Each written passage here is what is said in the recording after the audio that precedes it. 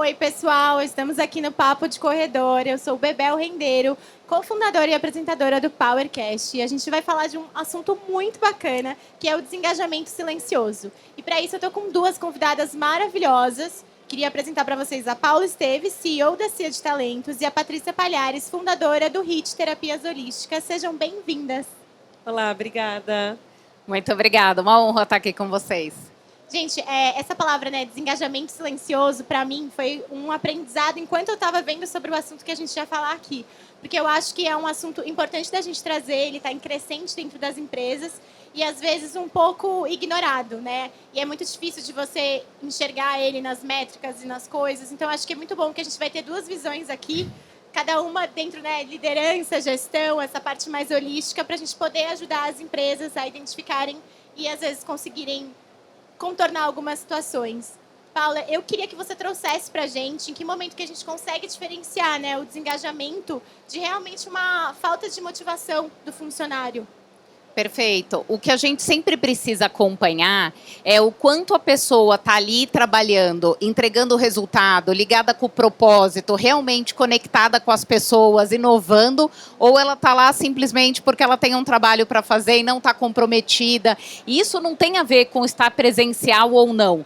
Porque às vezes a pessoa pode estar fisicamente, mas ela não está emocionalmente ou produtivamente conectada. Então, acho que esse é o grande desafio. O que a gente precisa realmente ver é o quanto essa pessoa está engajada, ligada, assim, aquela vontade de fazer acontecer, ou ela está já realmente, o que a gente fala, mais apática, não tão motivada para entregar os desafios. Então, acho que é muito perceptível quando a pessoa realmente está dentro da organização só para cumprir, né, o horário e não para entregar, para engajar e para entregar resultados. E, Paty, tem alguns sinais físicos que se antecedem a essa parte de que a pessoa já está meio desligada, que a gente pode ficar atento?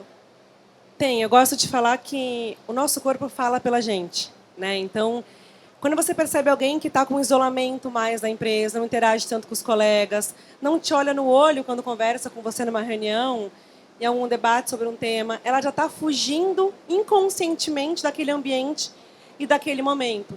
Então, a gente tem como olhar os sinais. Por exemplo, uma pessoa que fica irritada muito fácil com qualquer coisa na empresa, a irritabilidade também traz esse contexto para a gente. Então, eu peço algo, logo já vem um gatilho de ai, não dá, ai, não posso, não é a minha área, não é a minha parte. Então, mostra essa falta de propósito, né? Então, a empresa consegue, a gente consegue olhar o colega do nosso lado e saber se ele está bem, se ele não está bem, se está procrastinando algo. Então, a perna tremendo, o olhar vago, o estresse no dia a dia, são sinais, dores no corpo constante, crônicas, são sinais de que não está tudo bem, tem algo acontecendo ali. Então, o nosso corpo fala pela gente. Tem sim como a gente identificar, além da entrega do resultado, visualmente quem está entregue e quem não está naquele contexto como um todo, né? Total. E uma questão assim que eu fico pensando, né, quando a gente está falando dos líderes que estão ali com as suas equipes e tudo mais, no dia a dia das empresas, que a gente sabe que tem muita pressão, muita correria, muita coisa, como que um líder pode trabalhar essa escutativa, né, dentro de uma equipe ali que às vezes tem 10 pessoas, 15 pessoas abaixo deles? Você tem alguma dica de gestão assim? Com certeza, eu acho que a liderança, quando ela está preocupada com a pessoa que está ali trabalhando no dia a dia, ela precisa fazer perguntas até para entender se a pessoa sabe a importância do papel dela, se ela consegue enxergar o resultado. Porque às vezes a gente fala, uma atividade que não tem tanto impacto. Toda atividade tem impacto, tudo tem um sentido e um valor. Será que essa liderança está deixando claro qual é o papel dessa pessoa ali? E não só sobre a atividade, a gente sempre fala sobre um caminho de dar um direcionamento como que você está se sentindo, como que você está enxergando esse momento. A liderança, ela tem um papel também de entender, de escutar o outro. E eu sempre falo, né, às vezes a gente faz pergunta e escuta, mas não faz nada com isso. O resultado da escuta ativa é quando você faz alguma coisa com isso. Quando você entrega um resultado sobre essa escuta. Não é aceitar e fazer tudo que a pessoa está pedindo, mas você enxergar que o que você perguntou tem uma devolutiva. Você fala, olha, essa pessoa me ouviu, ela levou a minha ideia, ela trouxe um raciocínio raciocínio, ou quando ela concatena, o que é muito legal na liderança, quando ela fala aquilo que você comentou, então mostra que a liderança também está presente, porque existe as pessoas colaboradoras, né, presente, mas também uma liderança preocupada e presente. Então tem os dois lados, né, nessa corpo, né, no dia a dia de engajamento. Não, isso é muito importante. E aí, quando a gente traz, né, ali o RH junto, porque eu acho que daí tem esse outro lado, porque eu não sei, normalmente, né, o contato que vocês têm com as empresas e tudo mais, mas eu vejo muito que, às vezes, os líderes têm uma dificuldade de ter essa troca com o RH, ou o RH tem a dificuldade de saber o input do líder, porque, às vezes, ele pensa, a gente está aqui trazendo soluções, trazendo dinâmicas, mas a gente não tem o retorno dessa escuta, né? Quais formas vocês veem para integrar isso e conseguir realmente trazer um ambiente que seja saudável, que traga esse olhar tanto para o mental, também para o espiritual, para tudo? O que você enxerga, Paty? Eu acho que a gente tem que pensar também que alguém tem que cuidar desse líder, desse RH. E para isso acontecer, nós temos que entender que nós somos seres humanos, todos nós somos vulneráveis. Você se mostrar vulnerável numa empresa, no seu ambiente de trabalho, é muito difícil. Então, essa liderança também tem que ser escutada, esse RH também tem que ser escutado. E aí a gente traz, né, para os nossos clientes ideias como, por exemplo, antes de começar uma reunião, uma equipe pode fazer uma mentalização juntos de 1 ou 2 minutos. A gente ensina esse líder, essa empresa, todo mundo fecha os olhos e faz uma respiração em 4 tempos, 7 tempos, 8 tempos. Você vai baixar a energia de todo mundo, conectar todo mundo com o momento presente. E aí, com certeza, a reunião vai ser muito mais produtiva. Porque um vai escutar o outro. Um vai entender o outro. Então, tem práticas no dia a dia que você pode colocar na rotina de terapias integrativas que vão ajudar esse momento de saber que o líder me escutou. E o RH entender o papel do líder e o lugar dele no lugar, ali também naquela situação. Dá para a gente integrar, mas tem que ter conversa, diálogo. Tem que ter momentos onde todo mundo senta realmente e coloca a vulnerabilidade na mesa. Porque não adianta eu dar ideias apenas porque eu estou numa posição se eu não sei como é viver aquela ideia. Como é que uma pessoa vai se transformar num autoconhecimento se o meu líder acorda, trabalha das 6 da manhã às 21 horas e manda mensagem no domingo para mim? A conta não fecha. Então, o exemplo faz parte, para mim, para integrar, tem que ter momentos de coletivo. Experiências coletivas, palestras, treinamentos, uma yoga, uma meditação, uma aromaterapia que a gente leva muito para as empresas, que ajuda a trazer o momento presente. Então, a gente consegue quebrar alguns tabus aí e conectar as pessoas através de ser vulnerável. Nós somos todos seres humanos, né? No fim das contas. Claro, com certeza. Paula, você acredita que essa questão da cultura realmente influencia muito em, talvez, não ter tantas pessoas que possam ter esse desengajamento porque ela se sente parte de uma cultura? Como que você enxerga isso da cultura? Porque eu acho que é um termo que todo mundo fala muito, né? Cada vez mais todo mundo fala de cultura, cultura, cultura, mas às vezes tem empresa que tem uma cultura que, né, porque ela já nasce com a cultura de quem fundou. E aí as pessoas veem, não, porque eu vou criar uma cultura. Você não cria uma cultura, ela já existe. Queria que você trouxesse essa sua visão, né? E como realmente, se você já criou uma cultura que não foi das melhores, tem como transformar, como rever isso para poder melhorar a saúde mental dos colaboradores? Perfeito, a gente sempre fala sobre isso, né? Existe uma empresa, existe uma cultura, porque a cultura nada mais é do que o jeito de fazer, é como as coisas funcionam ali no dia a dia, não é o que está escrito na parede ou no manual, é o que realmente acontece dentro da organização. A cultura, ela tem que realmente refletir o engajamento das pessoas, o como a gente faz, e essa cultura, ela é fundamental também para contratar. Para você escolher as pessoas, você precisa trazer pessoas que estejam coerentes com essa cultura, alinhados e realmente dispostos a performar nesse modelo. E o mais interessante é que não tem cultura certa ou errada. Tem a cultura da sua organização, o que faz sentido, como que você entrega, né? Todo mundo tem um jeito de fazer, agora esse como é esse desenho. E essa cultura pode sim ser ajustada, redesenhada, agora é muito difícil fazer uma ruptura de uma vez, então você vai fazendo uma transformação cultural, e isso engajando as pessoas, engajando a liderança, e em todo esse processo. E a gente, quando falou, né, do tempo, né, dessa jornada infinita, que as pessoas trabalham muito, isso também tem a ver com a cultura. É permissível, não é? Essa jornada infinita, ela acontece sempre, ou às vezes tem um período específico. E se isso é combinado, olha, a gente tem o nosso Natal, que a gente brinca, né? Picos e vales. Então, tá tudo bem, a pessoa tá comprada com esse modelo. Agora, se é sempre assim, ela já faz parte do dia a dia. E aí as pessoas ficam exaustas, e exaustas elas não criam também e acabam ficando, né, com receio. E eu acho que só para complementar, você falou uma coisa muito importante, né, do diálogo. O diálogo é fundamental, porque ele aproxima as pessoas. Essa comunicação clara, direta, ela tira também desse silêncio que a gente fala. Porque o silêncio, muitas vezes, ele vem do medo.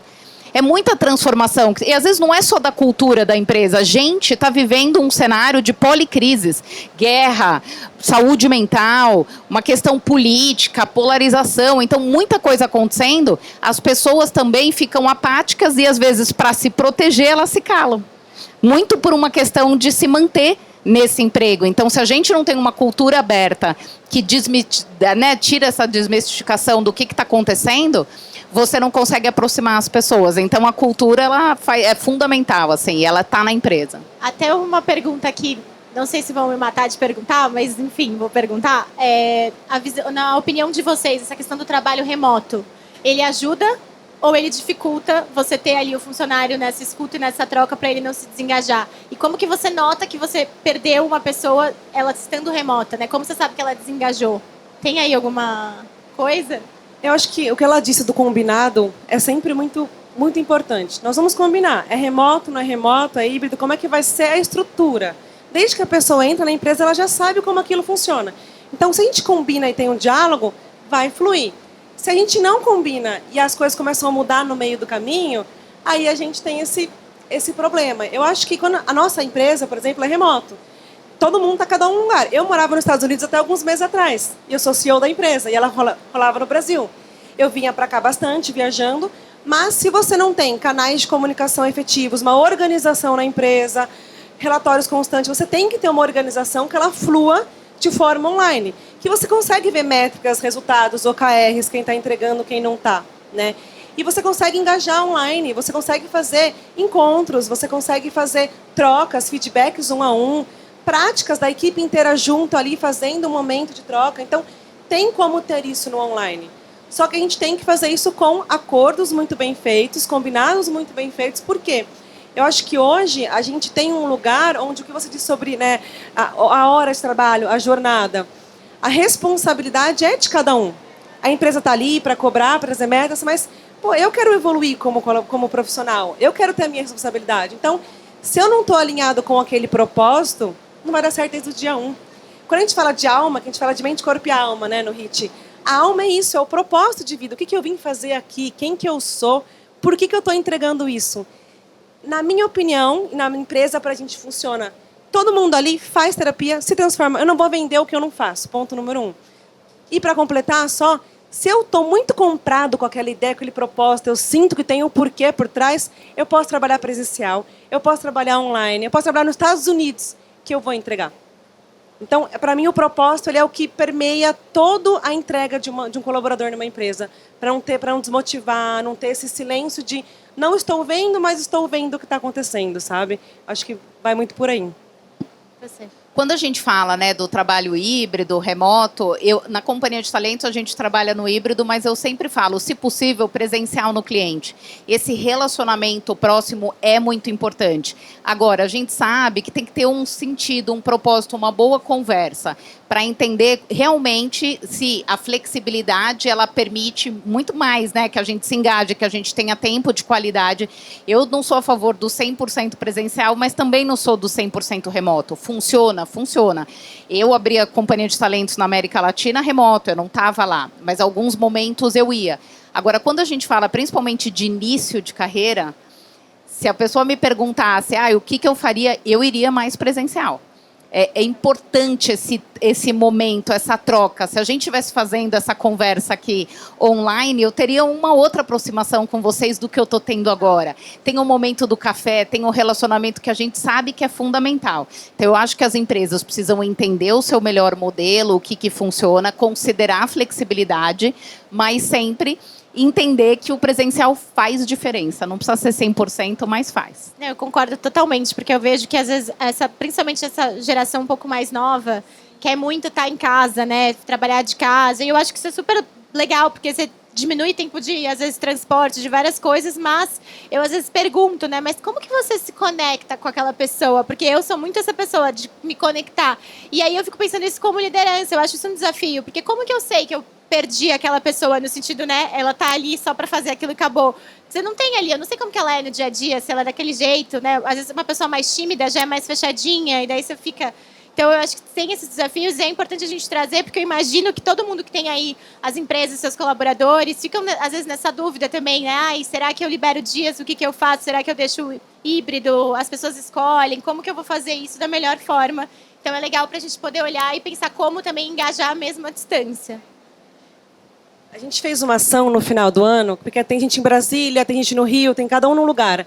Fomos para uma chácara, passar um final de semana juntos. Isso é legal. Para trazer esse contexto. E não foi só trabalho, foi trabalho, mas a gente fez churrasco, a gente jogou sinuca, deu risada, todo mundo se conheceu muito mais. O pós, a equipe se uniu muito mais, porque a gente tem pessoas do Brasil inteiro ali, né? Tinha gente fora até então. Tinha eu e mais um fora, agora todo mundo está aqui. Então, é difícil realmente. O presencial ele é muito importante. Então, a gente fez esse final de semana para antes... que eu estava grávida na época, antes do meu filho nascer, para a gente poder ter um engajamento maior com a minha saída, porque eu sabia que a CEO saindo, a equipe vai ter muito desafio ali. E foi fundamental. Então, eu acho que é isso. A gente tem que saber o que é o presencial, o que é online, e ser muito bem combinado. E trazer momentos desse de descontração, que as pessoas se conhecem, dão risada, interagem. É muito importante fazer isso, muito importante. Eu quero deixar uma última pergunta aqui para vocês, que é a seguinte: quando, né, acontece de você perder a pessoa para o desengajamento silencioso, se tem como reverter isso e como? Sempre tem como resgatar uma pessoa, né? Desde que ela esteja afim. O que não dá é para fazer a pessoa que não está afim. Você não consegue criar este estar afim. Agora, quando você se aproxima e entende como que ela está enxergando, que óculos ela está vendo a sua organização, os desafios do negócio, e tenta, né, contar, alinhar as expectativas, recombinar, né? A gente fala muito sobre combinado, porque é sobre isso. O trabalho é uma troca, né? Você trabalha em troca de uma remuneração, de um aprendizado, de desenvolvimento. Então, você realinha. E, às vezes, você consegue resgatar ou tratar alguma coisa que essa pessoa não trouxe no dia a dia.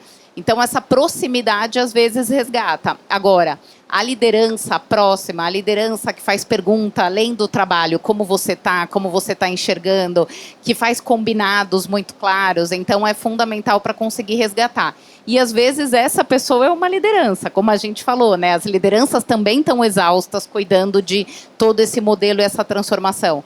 Então, essa liderança precisa ser escutada para poder engajar e aí fazer essa corrente dentro das organizações funcionar. Mas é possível sim, se a pessoa quiser, dá.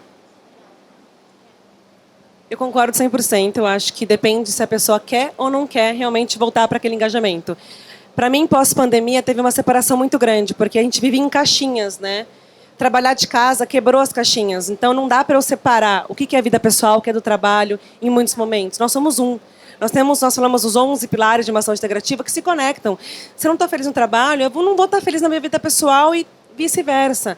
Então, eu acho que dá para recuperar se o propósito estiver conectado, se a pessoa ainda estiver engajada e querendo entregar aquilo no mundo. Se esse propósito não vibra mais com aquela pessoa, e está tudo bem se não vibrar, a gente muda ao longo do nosso caminho. É melhor deixar e trocar e renovar, porque tem que ser um combinado, muito bem combinado e com vontade, com desejo de estar ali, né? Com uma gana de, cara, eu faço parte desse time e eu vou deixar algum impacto no mundo, alguma coisa eu vou fazer. Concordo 100%. Queria agradecer demais por esse papo com vocês, foi incrível. Acho que, assim, vocês contribuíram muito. Eu tô, inclusive, assim, queria ficar mais 1 hora falando, mas eu já levei bronca da plaquinha ali, porque é muito legal e é muito importante, porque é um termo, né, que veio aqui de falar de desengajamento silencioso, mas é uma coisa muito importante, que muitas pessoas passam mesmo e a gente não olha, às vezes, porque a gente não ressignificou, não olhou para isso com carinho. Então, é muito importante. Então, realmente, obrigada pela colaboração de vocês. Espero que vocês tenham gostado do papo. E, gente, lembrem, escuta ativa é muito importante. Até a próxima. Obrigada.